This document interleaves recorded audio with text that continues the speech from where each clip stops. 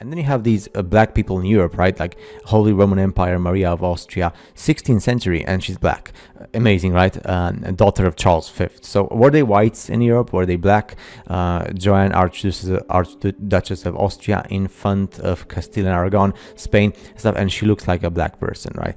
On the coins. This is definitely a black person. Her name is Elizabeth of Bohemia. So why would you actually do this? Why would you actually go through all the pain of doing these coins before the 1800s? And so was it like this humanity, a black humanity in Europe? It says here like Christian, and they were black. So obviously this is like 16th, 17th century Europe. And then a young archer, Dutch, circa 1640. So in the 17th century, the Dutch would represent a young soldier of the Holy Roman Empire during the 30 Years' War as black.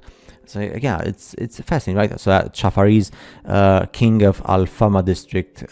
This is like the King's Fountain in Lisbon in Portugal. And then look at this. He unless he's wearing something, but his hands, everything is black. So does this mean that Europe was governed by a black nobility, or and everything they had wars with a white nobility and something like that? So George Augustus Poigrine Bridge Tower, 18th to 19th century, was born in Galicia, Poland. There's Galicia in Spain and Galicia in Poland. That's very fascinating as well, how Poland has the same region as Spain, which is called Galicia.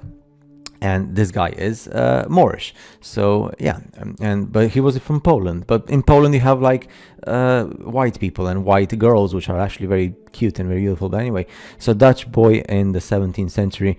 Yeah, a Dutch boy, right? I mean, unless this is like this was changed in some way to just like laugh in your face, but as far as I know, in the Netherlands, like the original population is white, right? And they have these like statues with their nose destroyed, and you can see if their figures are black, right? So they point out to the black humanity, and they pretty much destroy their noses to actually, because there's a certain feature with the nose in black people that they have different, like the nose is a bit different than from the white and the Asians.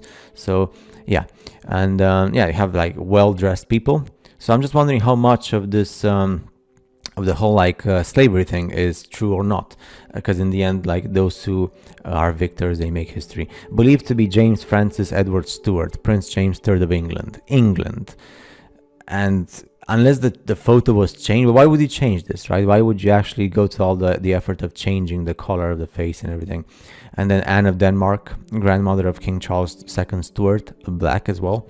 And some of them, like, they were actually, you know, like you go to Africa and there's some countries in Africa where you have black people, but they have like, they look like white people. So the only difference is like they have their skin black, but the face and everything and the whole thing, they're whites. So the difference is that they're white black people, right? So their faces and everything, they look just like Europeans, but they're black. That's